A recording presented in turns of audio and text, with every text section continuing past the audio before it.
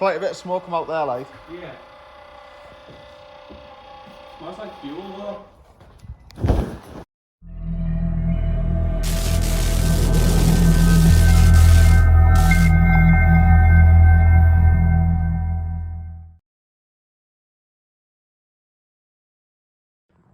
Right, hello and welcome back to the channel. Now, in this video, you're probably going to see a lot of clothes changes and a lot of bead length changes and shit like that because I've got a lot of content that I filmed and I've just put into one big video because we've really been cracking on with the 370 build, and I'm sort of happy to say it's built, bar the wastegate. All we've got to do is weld the wastegate on the last bit of pipe.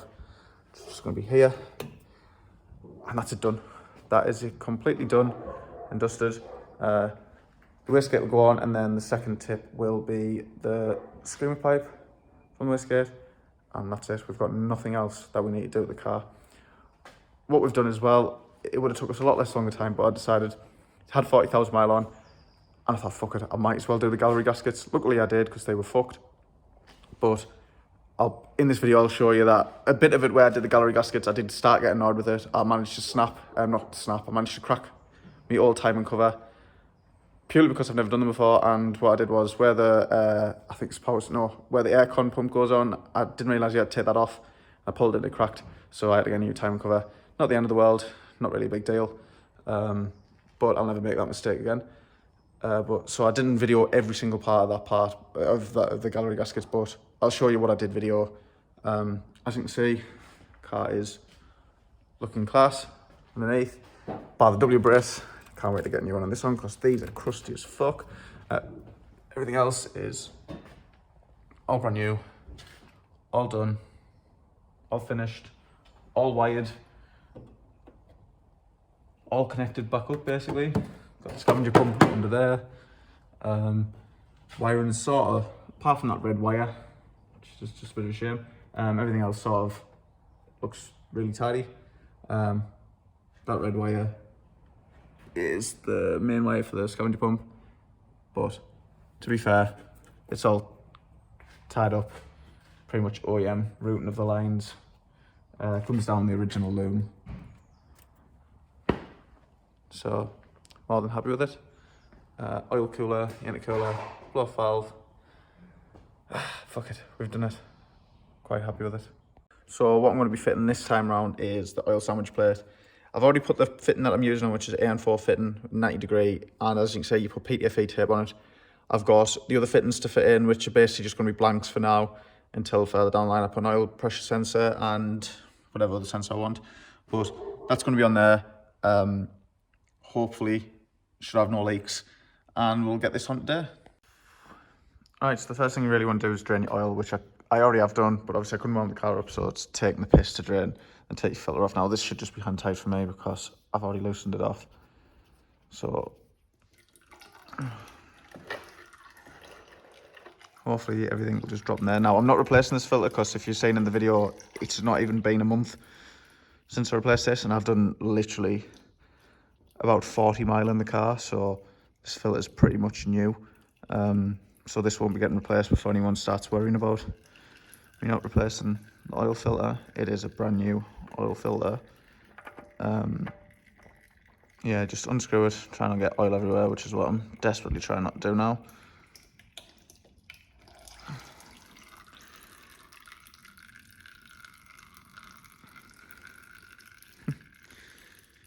I'll let this drain for a little while, because like I say, the oil's freezing cold and I didn't have a chance to start the car up, so I'll let that drain for a little bit. It's going to take a while.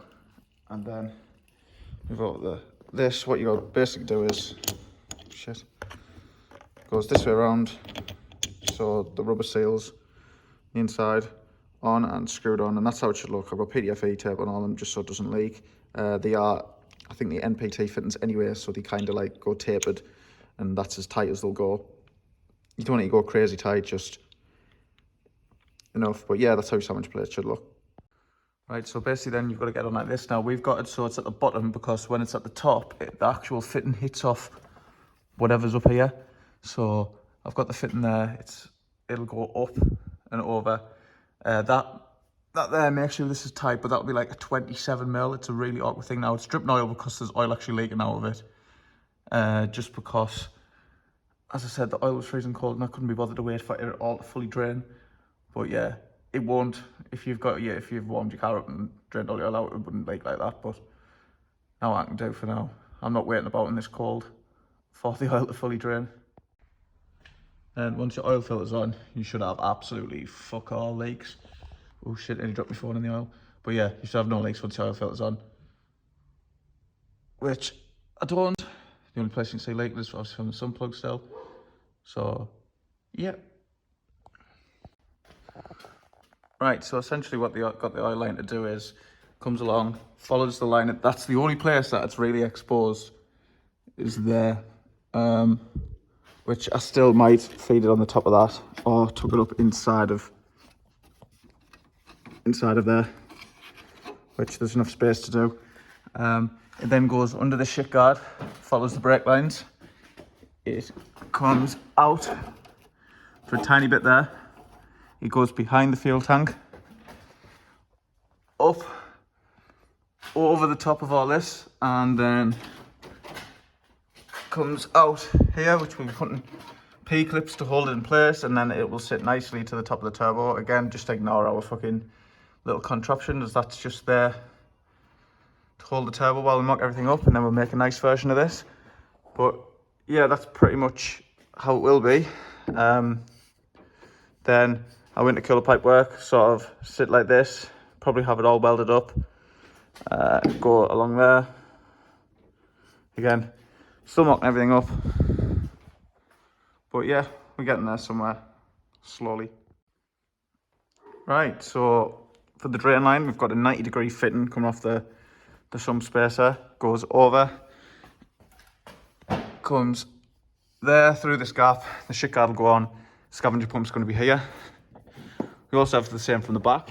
Now, from the back, you'll see that it comes here, up, over the top of the diff that you can't even see, comes down there and is pinned up, and then through there, and that'll go along again under the shit guard. Same for the feed. Obviously we haven't done the end fitting for this side because the turbo side's not fully done, and I want to leave a little bit of slack. Now I know I've got a lot of slack for this, so I'm not bothered about that. But the turbo side goes up again over the top of the diff, comes round under there. Ignore the cable ties, because like I say, we've got some hose clamp, little hose clips on the way that'll clip to both them. Up, round, through there, and then to the sandwich plate. And that's pretty much the oil line's done, other than the scavenger pump, which I'll be getting wiring in as soon as the relay comes. So, yeah, getting there. So what I've been doing is basically making a plate to mount the scavenger pump. I mean, it's not tight, but when it is tight, it's sturdy and doesn't move. If you're wondering why the big washers, the plate's quite thin, and I just thought that would give it a little bit more stability. Because when I put the little ones in, I had a bit more flex, so put the big washers on. You won't be able to see any of this anyway, because it's under the shit guard. But I've got to paint it. I'm just going to paint it black. But how this mounts up is, you then get the scavenger pump with the 4 bolts. Stuff that, but we've already got a bit of it up. And the scavenger pump sits nicely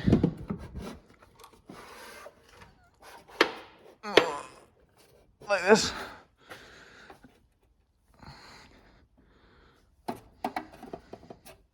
So they're not tight. When they are tight, in fact, I'll show you. So I've just quickly tightened them up off camera, just so you can see how much this actually doesn't move at all. Right, then, like I say, scavenger pump lines up. This is the one-way check valve. Then, just got to route the wire to the thing here. Now, then the plus side about this is the original heat shield. Oh shit! The original shit shield. Should I say? Let's move all this stuff we've been making up.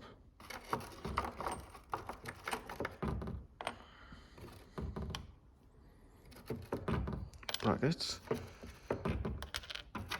So the original shit shield goes over the top of it, Oh, balls.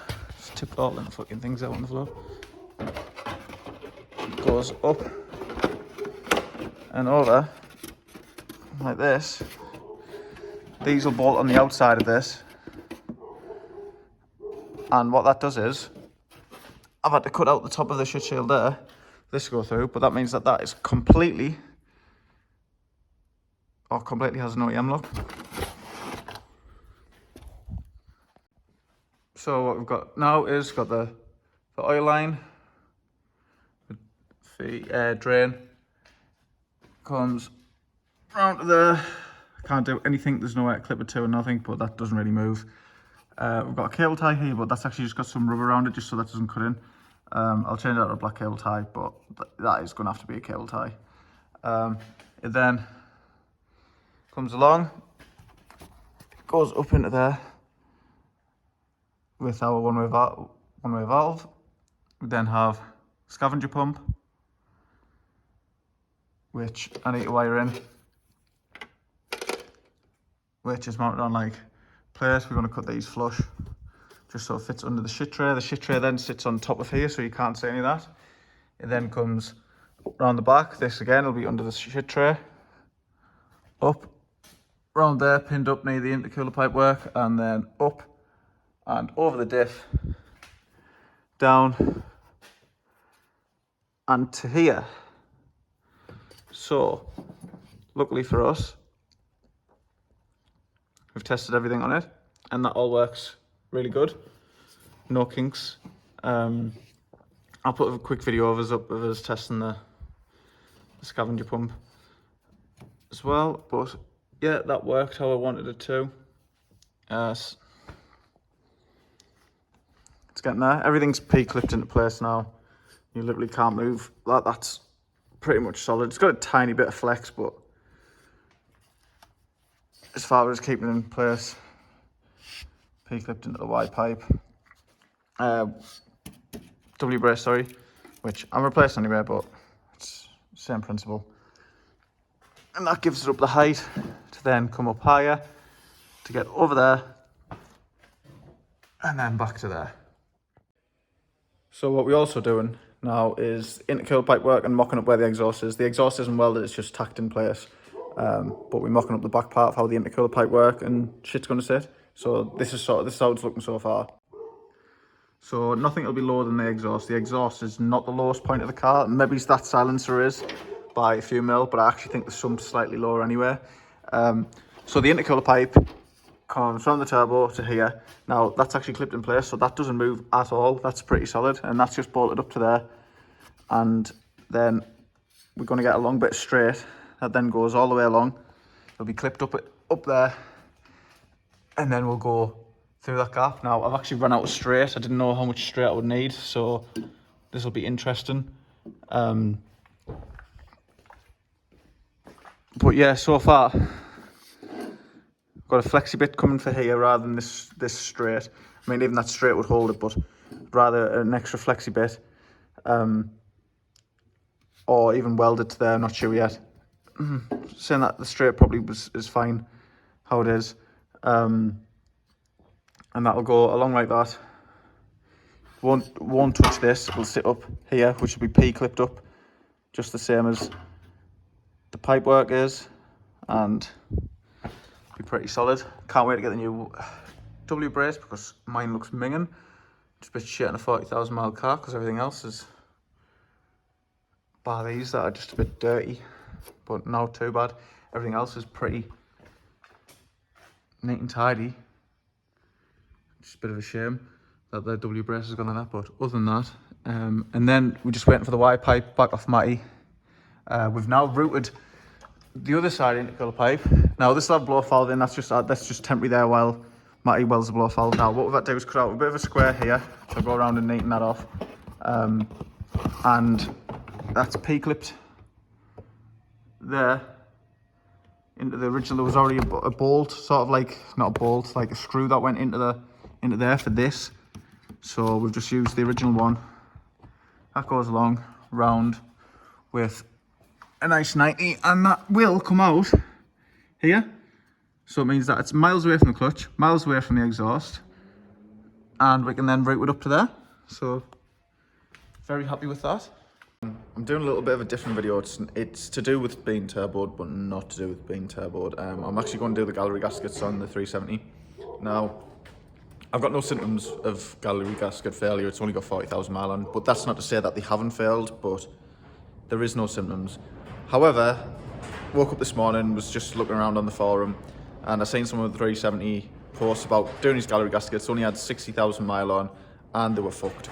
So it set me paranoia up. I thought, especially if this is going to be boosted, then I don't want anything failing. So I'm going to do that today.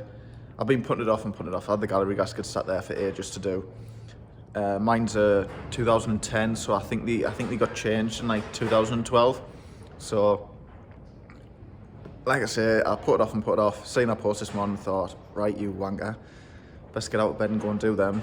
So that's what we're going to do today. I'll try and video as much as I can. I've never done them before. I'm not going to claim that I'm an expert and do a full walkthrough because that would be kind of wrong because I don't have a clue what I'm doing myself, but I'm sure I'll figure it out. So the first thing I've had to do is remove the not sandwich plate, the fucking vacuum block. It's just two 10mm if you've got one of these plates on, I don't even know what they're for. They're just two 10mm, just remove them. Easy.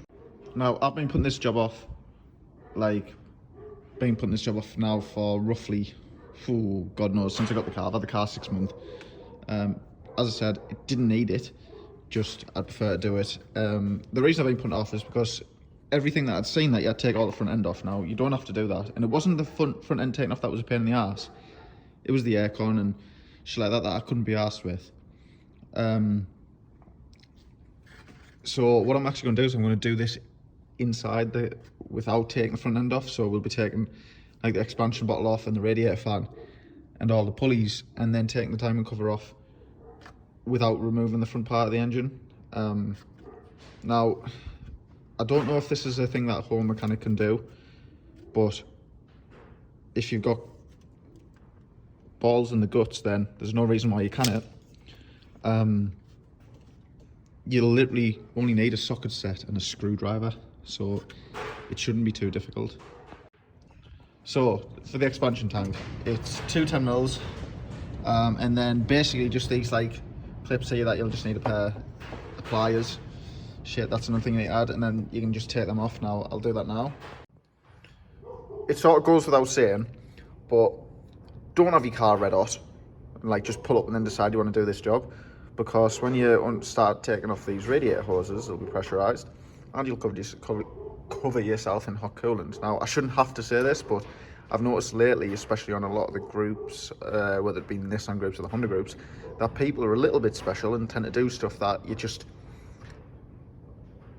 should really have the sort of common sense not to do. So I'll just put on there, disclaimer, if you remove any of these while it's fucking it out, you're probably going to burn yourself.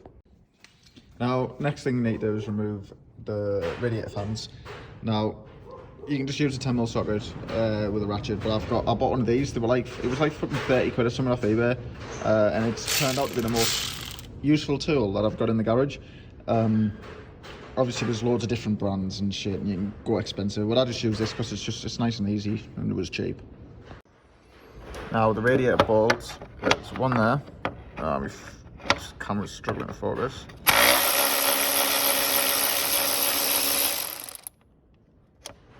And it's really hard because normally you'd have two hands, but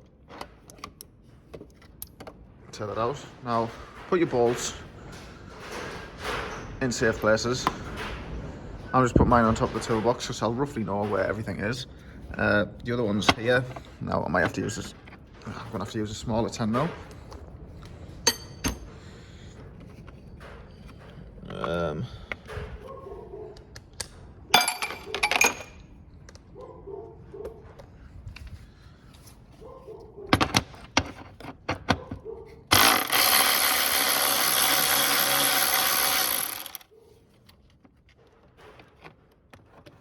I am trying not to drop these bolts because I've got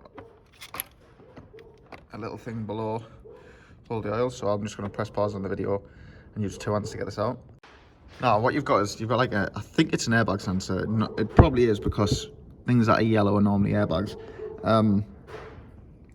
Now that's clipped to the radiator. Now what you can do is you can either cut them if you want to be rough, or just get some long nose pliers and pop them off the radiator bracket. Now once them two bolts are out the radiator should either lift up or go down and come off.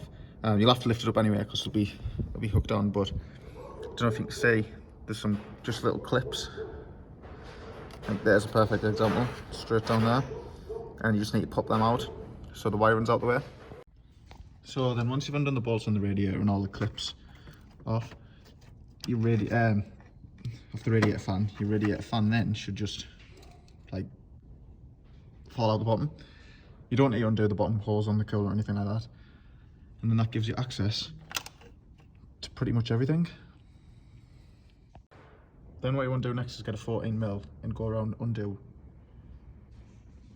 each pulley. So you can take your tension off, 14mm, then the belt will just come off.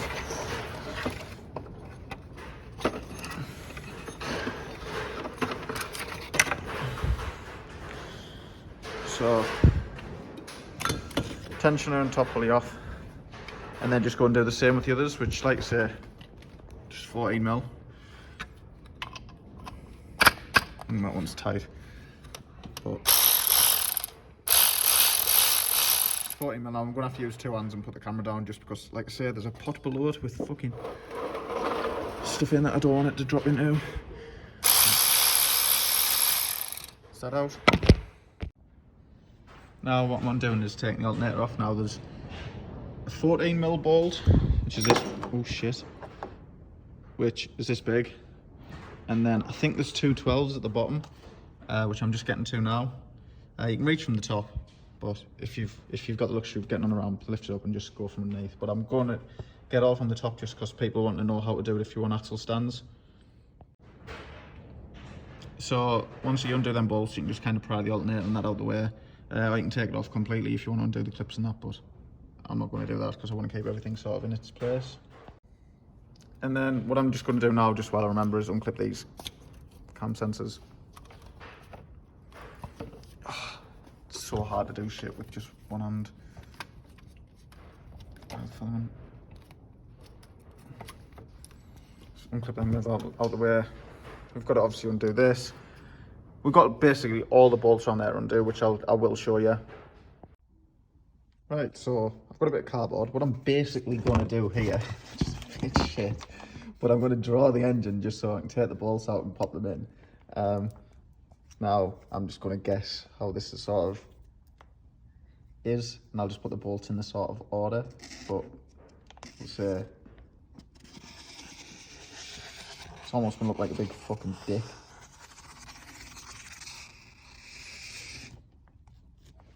Yes, not a fucking clue what that is. But all I'm going to do is put the bolts in around there. It's only a tiny bit of cardboard, but at least it means that I keep everything right. So then two little fucking things. Fucking space radar. And then I'll just keep the bolts right. So yeah, I'd probably recommend doing this, especially if you've not done it before like me. It just keeps the job right. Right, so what I'm doing first is I'm going to unbolt the sensors. They're just 10mm. Just unbolt them, take them out. I'm only doing this first because I just don't want to break anything. So if they're out the way, then I can't break them. If you wonder what these rags are, it's just holding the coolant pipe in place. Honestly, if you don't have one of these tools, they are literally the best thing you can buy. Like, especially if you've got like 30, 40 quid spare. And I'm just labeling them. I've already took the other one off. I've just labelled them as an S on my little drawing for sensor, just so I know, and that's the sort of the reference. So S, and then just pop the bolt through the cardboard. And what the dick I look like, can't even push the fucking bolt through cardboard. There we go.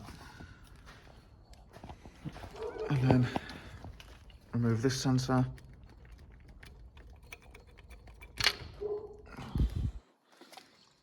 That's the two sensors removed. And then I'm going to do all these bolts along the top, which think they're just 12 and 14 mils. I'm not going to move any of the timing bolts, the timing case bolts yet. I'll do them last, but I'll move everything else out the way first, and then I'm going to tackle this crank pulley, because that's a bitch apparently. Right, so once you've took like these brackets off, and then which are all like 10 mils and 12 mil bolts, and then this bracket that I've just put out the way, then I'm going to attempt that, which I think is 17 mil. I'm going to check now, and from what I gather, a bit of a bitch, but I'll soon see. Right, I tell a lie, it's actually a 19 mil. What you're going to require is either a really good impact gun, which I can't actually get into there without taking the front end out, or a big breaker bar. Now I've got a bigger breaker bar if needed be, and you're gonna have to lock it, sort of like lock the engine off. Now I'll just do this by sticking a pry bar behind it. Hopefully that'll work. I don't know yet. Right, someone's got the crank pulley off. Like that was quite tight. Need to use a big breaker bar and lock it off. But then all I've got left to do is go around and do all these timing bolts, right, timing cover bolts, which are just all the way around the outside. I'm not going to show you undoing each and every one of them because there's quite a few. We'll literally just do all them that's on the timing cover. Right, so I've cracked. I couldn't be asked to fucking crawl around on the floor.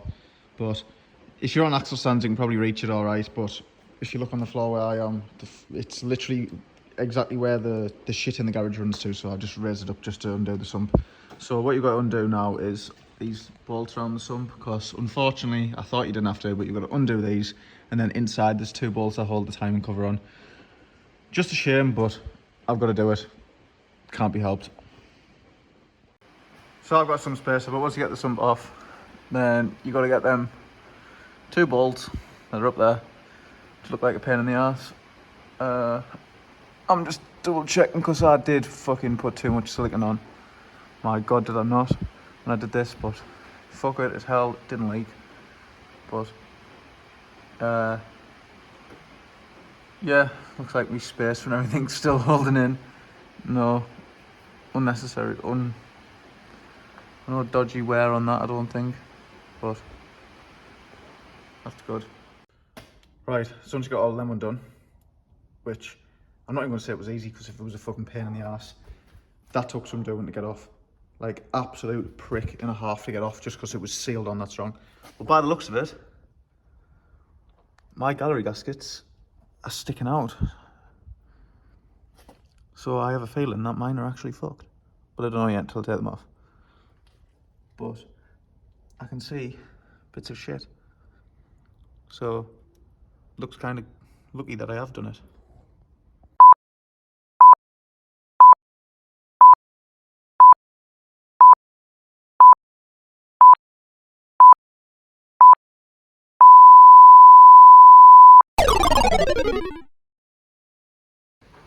Right, so we're testing the the oil sandwich. No, we're not. The oil scavenger pump. So we've put just some oil at the back, which is basically simulating where it would come from the turbo.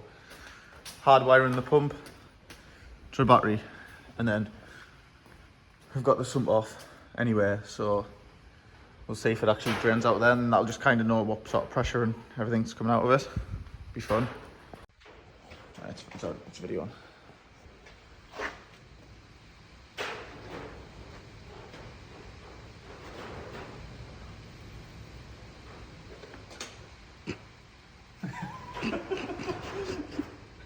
Good start.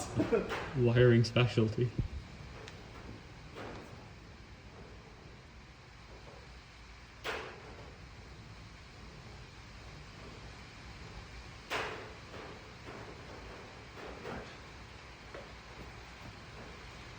So, moment of truth.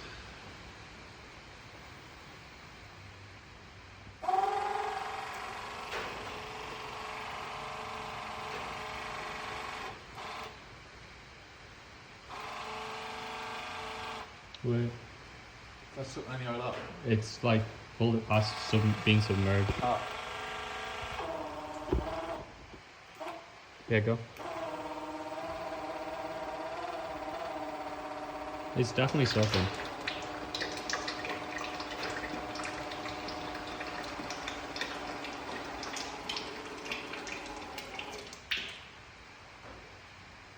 It's not as loud as I thought it was going to be, like, is it? It shouldn't be. It probably be loud because when it was dry. And there's no back pressure. Nah, that stinks out when I put that on there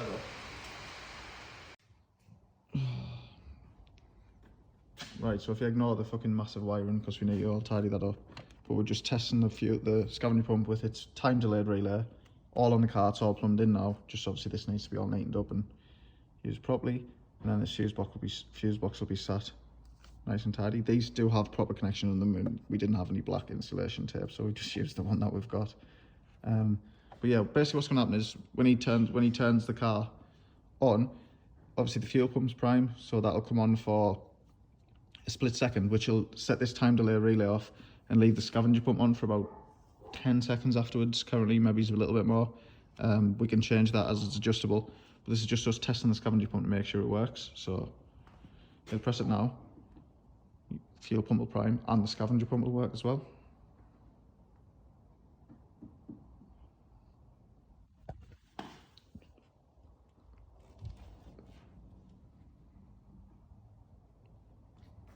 There we go, and as you can see, time delay relays turned on, and as you can hear, scavenger pump's on, scavenging the oil. Sound. So scavenger test part 2. So basically, scavenger pump's wired into the car now. This one actually goes up and follows. We'll have to cable tie them up. This bit is just the negative, so we can test it. This is all wired into the car. Like I say, all we've got to do is route it back up to the thing now. It's just on the outside into the bonnet currently before I put it up through the decats and up in that thing. But now if you test it, so if you press the button, might take a while.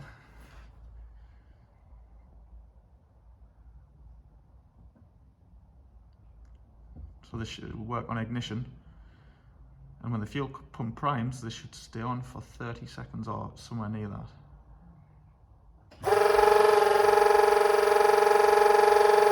There we go. So the fuel pump came on, went off through the ignition switch, and that stayed on for seconds after. So it's working. Oh, right, so we're at the stage now where we've got the intakes on. Yes, I know these are red, it's the only colour they have, so fuck it. We're going to take that off and paint that, get that painted black. But the intakes are on, 3-inch intakes, MAF sensors in, everything's installed. We've got this just blocked off just because we're doing a test run without the wastegate, just to get it all running. If we go around to the back, now we've got the laptop in there on the floor. With the ECU tech loaded up, we're just waiting for a Dropbox file. We've got one tip on. Obviously the next other tip will be the screamer pipe, but tip's on. As you can see, it's all centered, and it looks small on the video, but it's fucking bigger than my fist, so it's not little by any means. But we're so close off doing its first start. So close. Right, so we just sort of priming stuff now. Sketchy as fuck, but let's see if it works. Right, it fires and starts. Yeah.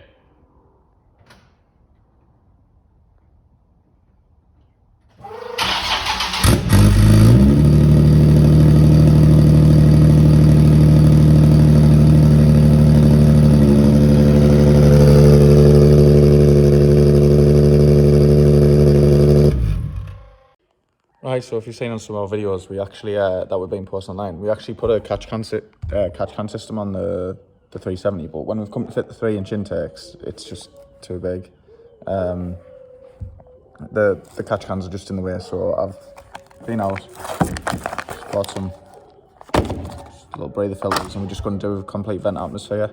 It's the only thing we think of doing just for the time being, or until we eventually figure out a way of just running some nice catch cans, as we kind of wanted to look good under the bonnet, but for now this will do. Gets us on the road, gets us running. I mean, technically we don't even need to run the filters, but it just looks better, doesn't it? And it's how it should be. Right, going to sort of show you where I'm at with it now. So we've got everything more or less done. All oil lines are on, Intercooler's on, as you can see. Everything's looking really neat and tidy. Dumb valve on. Obviously, we should have painted this black, but we fucking ran out of black paint. We'd already painted the intercooler pipes, already painted black, so that's been rubbed down. Obviously, it'd be welded, but fuck it, it's on. You're not going to be able to see it's behind the bumper. Take you for a little bit of a look under the car. Now, we have now got the exhaust system all the way on to the back. Turbo on. We've also got one of the tips done. That can go on now. So, I'll show you everything on. So we've done under the bonnet now. We've got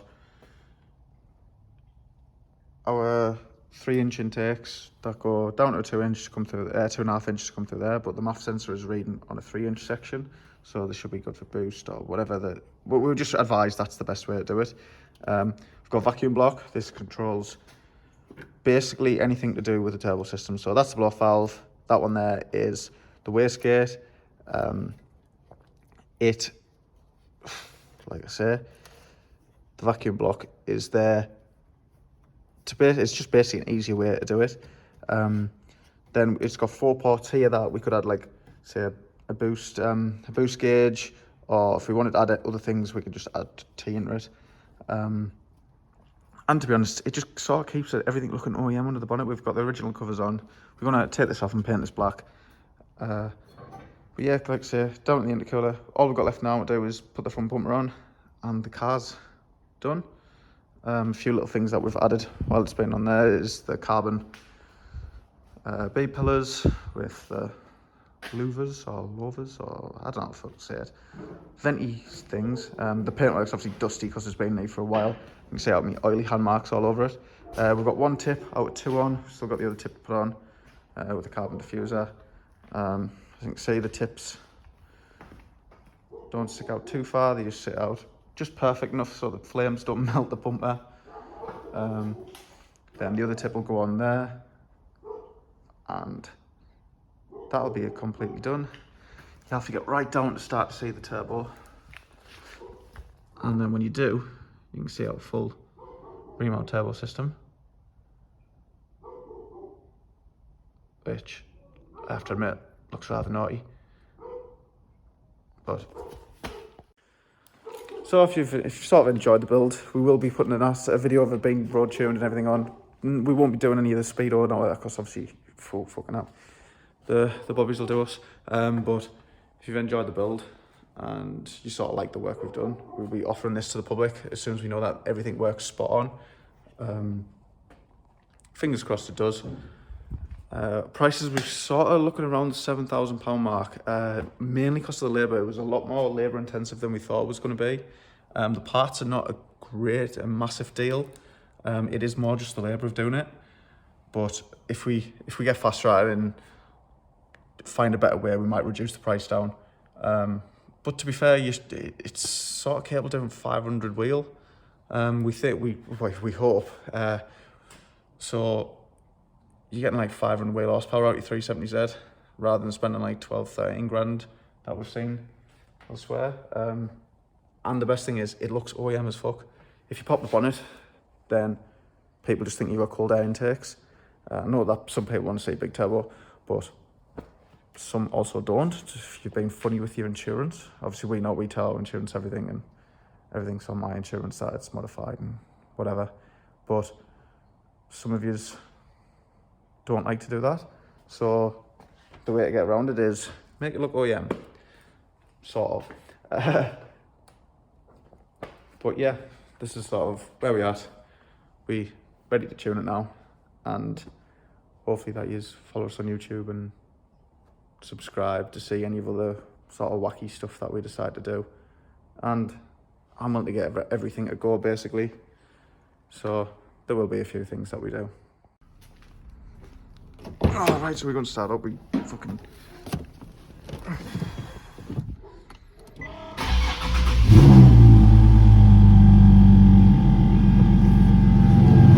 Ignore the smoke because it's just water vapour at the minute and all the coating off the exhaust burning off. But we fucking, honestly, we're so close now with the car. That noise that you hear is the scavenge pump, obviously doing its job, scavenging the oil from the back. You can't actually hear it inside the car, so it sounds terrible from outside, but not a problem from inside. Fucking obviously cold as well, but that it just stinks of fuel, but the fuel trim's everything actually right. But yeah, we're getting there. We are slowly getting there.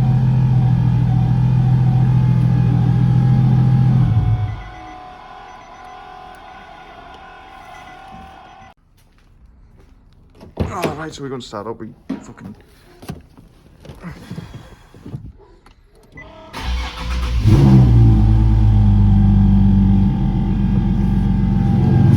Ignore the smoke because it's just water vapour at the minute and all the coating off the exhaust burning off. But we fucking... Honestly, we're so close now with the car. That noise that you hear is the scavenge pump, obviously doing its job, scavenging the oil from the back. You can't actually hear it inside the car, so it sounds terrible from outside, but not a problem from inside. Fucking obviously cold as well, but that it just stinks of fuel, but the fuel trim's everything actually right. But yeah, we're getting there. We are slowly getting there.